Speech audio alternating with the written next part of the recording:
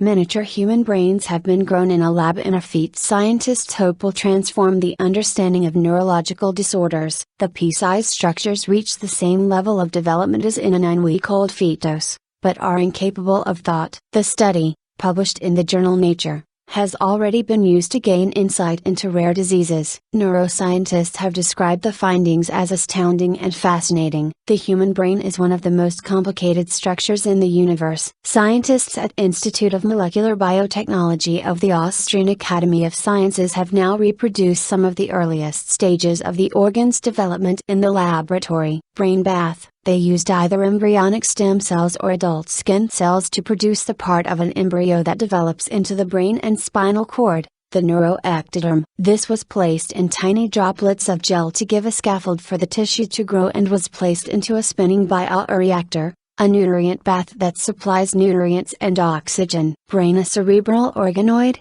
The brown pigments are a developing retina. The cells were able to grow and organize themselves into separate regions of the brain, such as the cerebral cortex, the retina, and, rarely, an early hippocampus, which would be heavily involved in memory in a fully developed adult brain. The researchers are confident that this closely, but far from perfectly, matches brain development in a fetus until the 9-week stage. The tissues reach their maximum size, about 4 millimeters, 0.1 inches, after 2 months. The mini brains have survived for nearly a year, but did not grow any larger. There is no blood supply, just brain tissue, so nutrients and oxygen cannot penetrate into the middle of the brain-like structure. One of the researchers, Dr. Jürgen Noblich, said, "What our organoids are good for is to model development of the brain and to study anything that causes a defect in development. Ultimately we would like to move towards more common disorders like schizophrenia or autism. They typically manifest themselves only in adults,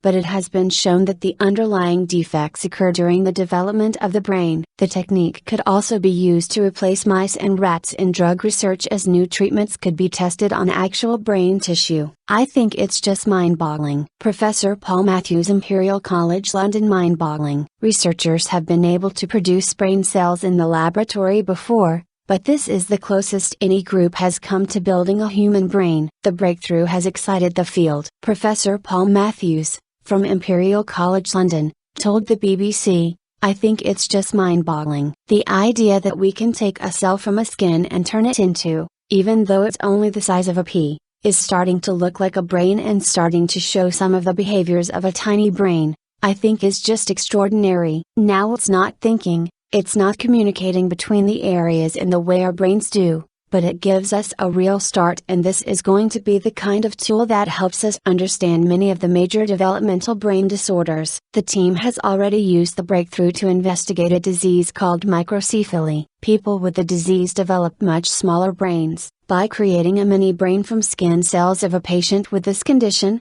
the team were able to study how development changed. It's a long way from conscience or awareness or responding to the outside world. There's always the specter of what the future might hold, but this is primitive territory. Doctors Emil Katter own Radcliffe Hospital. They showed that the cells were too keen to become neurons by specializing too early. It meant the cells in the early brain did not bulk up to a high enough number before specializing, which affected the final size of even the pea-sized mini brains. The team in Vienna do not believe there are any ethical issues at this stage, but Dr. Noblich said he did not want to see much larger brains being developed as that would be undesirable. Dr. Emil Katter, a consultant neurologist at the John Radcliffe Hospital in Oxford, said he did not see ethical issues arising from the research so far. He told the BBC, "It's a long way from conscience or awareness or responding to the outside world. There's always the specter of what the future might hold, but this is primitive territory." Dr. Martin Koth,